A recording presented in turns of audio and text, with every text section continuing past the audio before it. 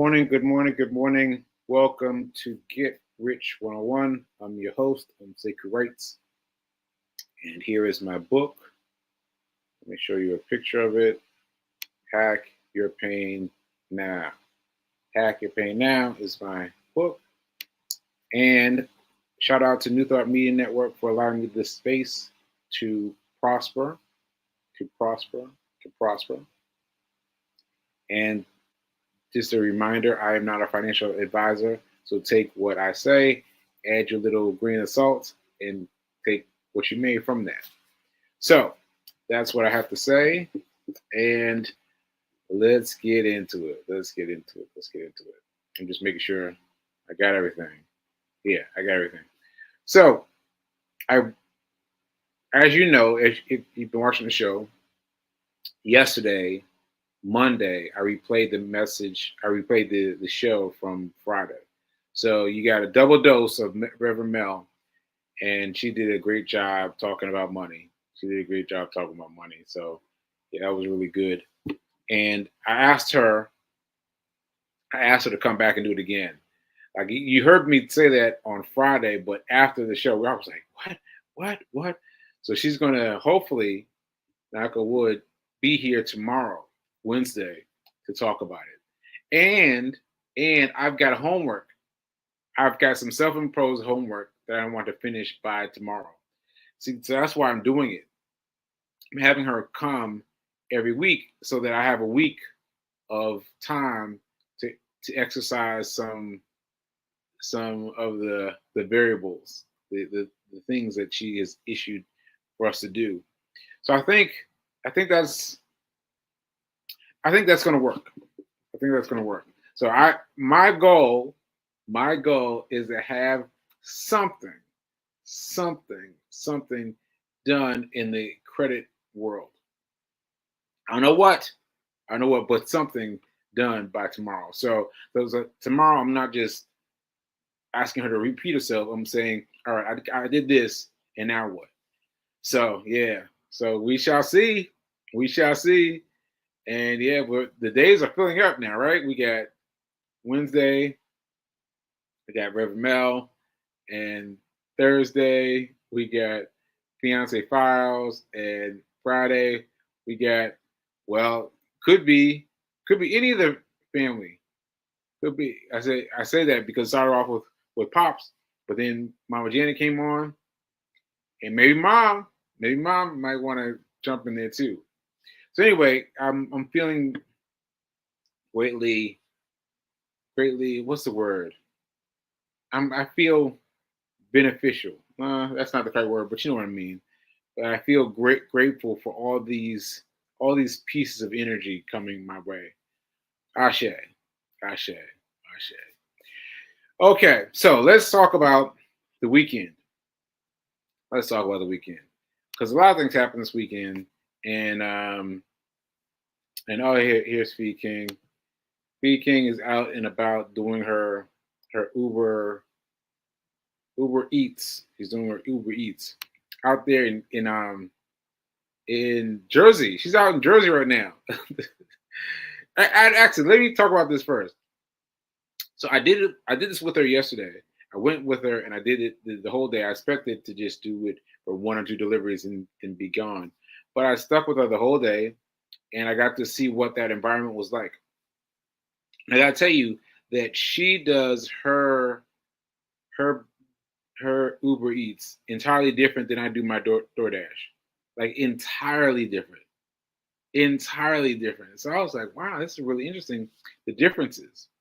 So anyway, I got to check out her method, and I got to see some of Jersey. I mean, I've never seen Jersey, well, at least since the awakening. That's what I'm calling it since I had the stroke. It's since the awakening, I haven't seen Jersey like this before, because I was actually on my street, on my block. I used to live in Jersey, y'all. And I used to live in Jersey for a brief speck of time. But I was on that street, and I was like, wait a minute, this is my block. This is my block. So there was that. That was interesting, and the block has changed so much. So since um, yeah, since the time has passed, and everything had changed. Everything had changed. It would look so different. Look so different. So anyway, I got to check all that out, and uh, well, I guess that's it. I guess that's it. Just very different ways of doing the same job. The same job, but very different ways of doing it. Right. Okay, so that's that. And what was I starting off to say? What was I starting to say again? Oh no. Uh, hmm. Well, oh, okay. Oh, the weekend. The weekend in general. So this happened randomly. My building is attached to Signature Theater, so it's attached to a theater space, right? And so you go out to the front door, you go down a couple doors, and there's a theater space, right? And we usually go over there to work. Well, Fee much more than me. Fee much more than me. Fee has met all kinds of people working at signature space. I don't know how she does it, but she's met a bunch of people, and I have been, kind of itsy bitsy creeping in, but she has met a bunch of people. Anyway, we're in the theater space, and then she gets a text from her friend saying, "Hey, I got an extra ticket uh, to see a play at Signature Space." She's like, "What? I'm already at Signature Space." And so yeah, so that's what we did. So anyway, he had one extra ticket, so I spent what it was for one ticket, and I got box seats. I got box seats. So last time Fee and I went to the show, we went to see Hell's Kitchen. Went to see Hell's Kitchen, and I was looking at the box seats. I was like reminded of having box seats before, because box seats are amazing because you can move around. Like you can physically move the chairs. The chairs are just placed there, unlike the chairs that are on the rows that are just fold. You just tip down to let you in them, and that's it. And there's no room between you and the chair in front of you. But in the back seats, you've got room. You've got room. You got room to move around. So that's great. So I talked about this, and Fee and I talked about it, and we made a promise to ourselves to focus on box seats. So when I saw that they had box seats at the theater, I was like, yeah, box seats, box seats. So anyway, that was pretty cool. So anyway, the show was great. It was by Dominique Marceau. It's a friend of mine, and it was. Oh, and by the way, Dominique was there. Dominique was there. She was giving a talk after the afternoon showing. Now we wouldn't have seen it if we just come for the time for the evening showing, because that's what we were invited to, right? We were already there because we were working, right? And so we saw them. I was like, hey. So I came over. I said hey to Dominique, introduced her to Fee King, and everybody got. Oh, there's a picture. Oh shoot. Let me see if I can find this picture. Let me see if I can find this picture. So while I'm trying to find the picture, so I got her together, and I'm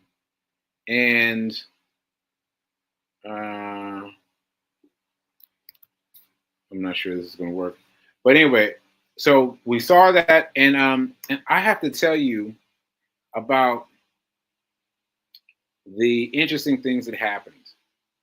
The interesting things that happened in what happened in the theater space. Because what you don't know, well, what you may know, is that I have been very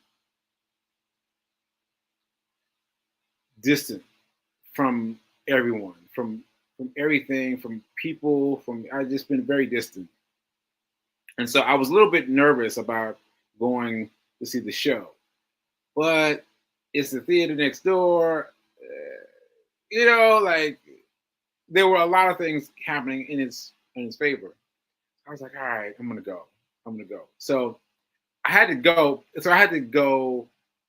I had to force myself to go because I didn't say yes initially. First, I said no. I said, no, no, no, I'm not going. But then she didn't wasn't going to go if I didn't go, and I was like, all right. So then I went. Right. So then I got the box seats and I got excited about that and all those things. But anyway, what happened is when I approached Dominique, she was talking to one of the stagehands, and I introduced myself. I said, "Hey, I'm Sekou Writes," and the woman she was talking to went. I mean, she just lost it. She was like, and and that touched me. That touched me. I assume, there's lots of assumptions there, but I assume she was responding to my my stroke and my ability to get past the stroke, with my ability to fight past the stroke. But she really had a big reaction, and her reaction almost made me lose myself because it did. It did make me lose myself, but not completely. So what I mean by that is when she went like this, I was like, my sentence structure got lost. My ability to create sentences got really lost. And I was like, I mean, because I felt the tears, from her coming to me. I was like, oh, oh, oh no, oh no. I was like, I was trying to fight it, but that was really impactful for me. And then I came back to find her, and I couldn't find her. I asked people for her, and I couldn't find her. But she really moved me. Really moved me. And that I thought was the end of it. That I thought was the end of it. But then during the end, after the show had ended, people were hanging out, meeting each other, and sharing, and all the things that happen at the end of a show. So there was this open space right in front of the theater. And so I'm saying it's not outside. Like a lot of Broadway theaters, like you have to wait outside, and Hell's Kitchen, you have to wait outside, but it was cold, and you know you, you may not want to do that. But when Signature Space is open, it's open to the theater space. It's wait a minute, it's open to the theater space, right? It's open, everyone's there, and so we were out there, and I was still feeling, feeling as I feel now. As I feel now. So Fee said it well this weekend. She said, I used to know you when you were on 10 all the time. On 10 all the time. Now that's true. That's true. I was always on 10. Like, do this, doing this, doing that, doing the next thing. And I'm not like that anymore. And so for me, after the play was over, I was just kind of standing next to Fee, just kind of trying to hold a smile. Just kind of trying to hold a smile, right? And feeling like they're thinking, okay, you got it, you got it, you got it, you got it, you got it. Because I feel some kind of way about expressing myself. And so I'm smiling that way towards this one young lady. And I was just like, and she finally came over and said, you are a great inspiration. And I was like, what? And she told me, because at first I thought she didn't know who I was, but she knew exactly who I was. She knew exactly who I was. And she listed out all my accolades and everything, and she really knew who I was. And she started talking about how my that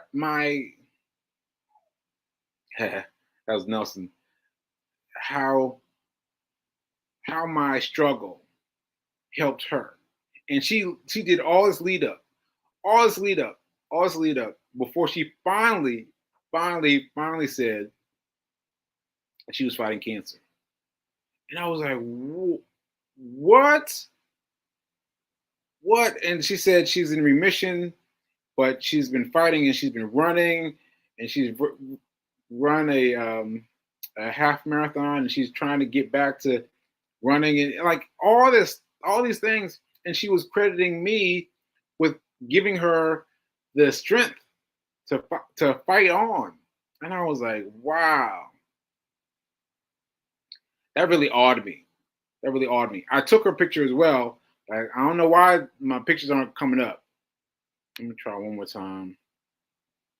Let me try this. This.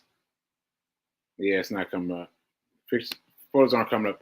But yeah, I took a picture with her, and I gotta tell you, I had a weird reaction though.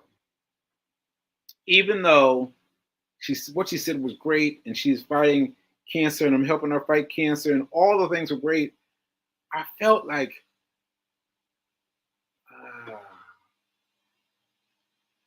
see, I'm still trying to put it into words, but I felt seen. You know what I mean? Like, you can do social media in a way that you're interactive. I used to be like that all the time. I was very interactive with social media, right? But now I'm on strictly broadcast. I'm strictly broadcast. I don't wait to see what anybody says. I don't wait to see how many photos, how many likes, how many dislikes, and what people are saying. I'm off of all of that. I'm only broadcasting. I'm only telling you what I'm doing. And basically, I'm doing my run report every day. So I'm posting every day. And also, I'm doing a little bit in terms of Get Rich 101, in terms of a small 60-second bit on YouTube. And so just that alone, it's a lot of stuff. If you think about it, always on stream, always on broadcast. But when you have somebody respond to everything that you're putting out, it makes you feel seen. You know, because I'm not looking at anything, I'm not looking at the number of times I've been watched or any of that. I just do it. I just do it again. But having someone react to it, respond to it, it just made me feel like, you know. And it took me the whole weekend to really like get right with it. And so now I'm going to do my regular thing in terms of social media, but I'm going to be more consistent about it. Because now I know that there's this one woman out there who is getting inspiration from me for fighting cancer. And if there's one of her, there must be other people. And so I've got to keep giving. I got to keep giving. I got to keep giving. I got to keep fighting. And I have to keep showing people that I am still fighting, and that this is something that you can fight. I am still fighting, and this is something that you can fight. Ashe. Yeah. So anyway, those two things, those two instances of getting recognized, and Dion also was reacting to me in terms of my stroke, and she told me her father had a stroke, and she told me how her father dealt with it, and her father inspired me. Her story about her father inspired me. I was like, woo. I mean, oh man. And having achieved less than I've achieved. So I feel it. I feel it for him. Oh, maybe Tiana, you should do a play about your father. That would be dope. Anyway, sorry to interrupt. But yeah, it was really good. It was really good. Yeah, it was really good. So yeah, all happened randomly. And yeah, and that's where we are. Okay, so Fee King is saying thank you for accompanying me. Yeah, yeah, yeah, Fee. And oh yeah, the Mad Creole was I think the name of the play. It was a play about Theon is Haitian, and this was about the world of Haitians. And what's interesting, it was that this everyone on stage was black. It was a widely diverse group of people coming to see it. So that was really cool. That was really cool. And again, just steps away from the house, like just that close. So anyway, great show, great show. Oh, Bad Creole, Bad Creole, Bad Creole, Bad Creole. Okay, okay. So that said, all that said, I wanted to talk to you also about I told you that I've been wanting to talk to you about shows, because shows, I think you can really get it in your system. Get it in your system, and you're watching shows, and so me talking about shows will help you. Okay, so I want to talk about this show. This show. This is called How to Get Rich. How to Get Rich. How to Get Rich. So I forget his name now. Sorry, but the main character there. Oh, does he have it on this page? Yeah, Ramit Sethi. Ramit Sethi. So Ramit, I've known for a long time in passing because I have his book. His book is "I'm Gonna Make You Rich." I'm gonna make you rich. Something like that. Something very simple and easy and very direct. I'm gonna make you rich. And I've had it for years and years and years and years and years. And I've never opened it. I've opened it a little bit, but not really. But I recognize him and I recognize what he's trying to do. Right. And so I watched this show, and his approach shifted. Like there were some things I didn't agree with, and I think that's important for you to know that there are pieces of rich people, and they're going to give you their advice, but it doesn't work for you.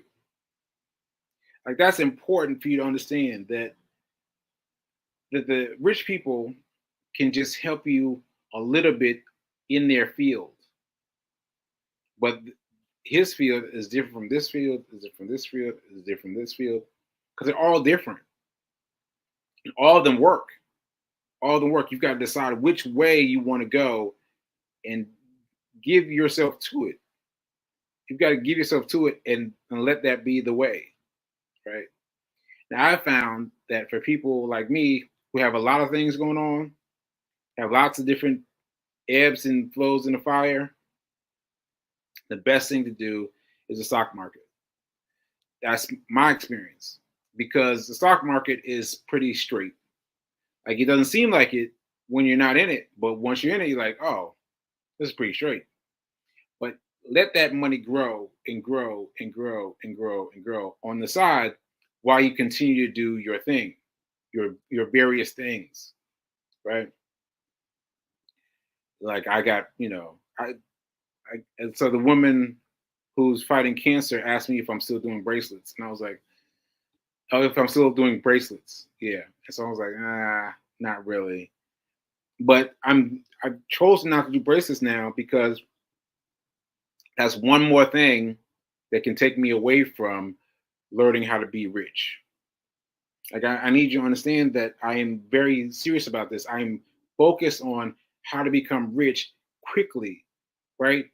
Because I need it, right? Like all these bills that have come to to that have been charged to me just based on the amount of time that I existed without benefits, because I had the stroke without benefits, and so the the amount of time between then and now, when I have benefits, still is lots of bills, and so I'm focused on learning how to be rich quickly, how to get rich, as this guy says. Right? So anyway, Ramen Tetha in How to Be Rich, you should check it out. You should watch the show. It's on Netflix, as you can see, and you will notice that his vibe changes. His vibe in the beginning is very kind of ha ha ha ha ha ha ha. That's the way I would say it. Ha ha ha. I'm rich. You aren't. Ha ha. But then he mellows as the course of the film, as the course of the series goes, and he does more to help them.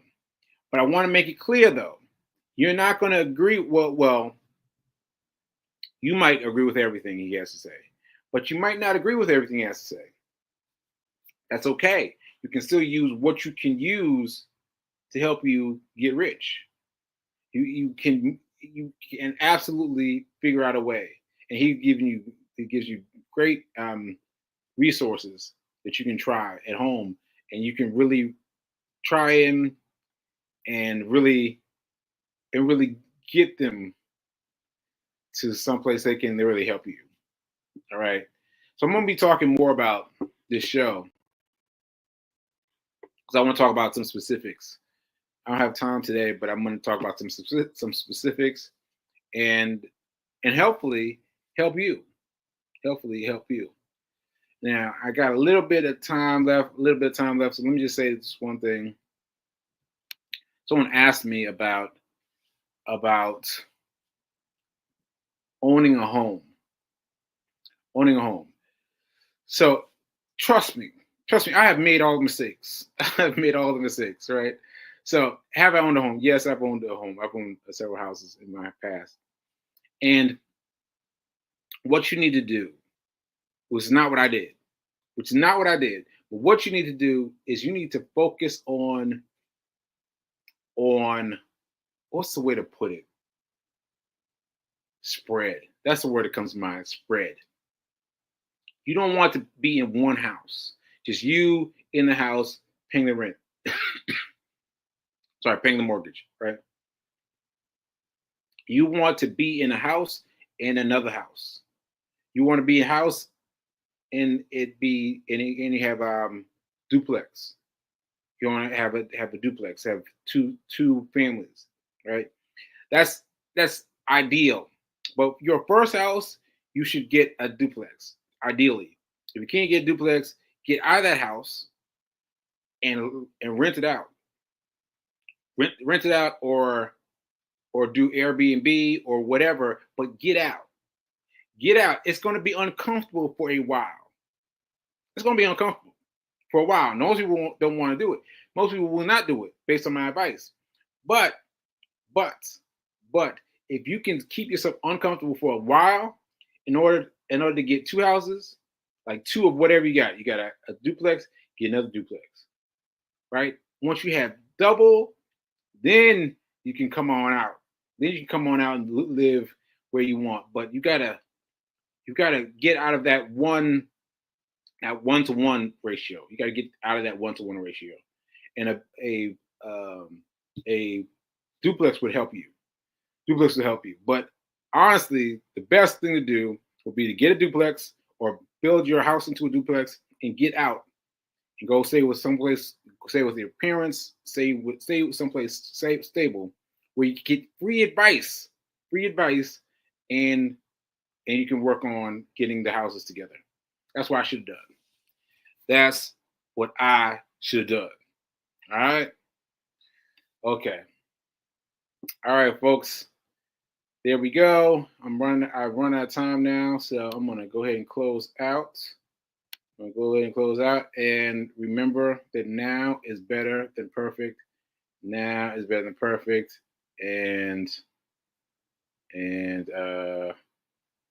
yeah, I guess that's it. Now is better than perfect. All right. Ashe. Later.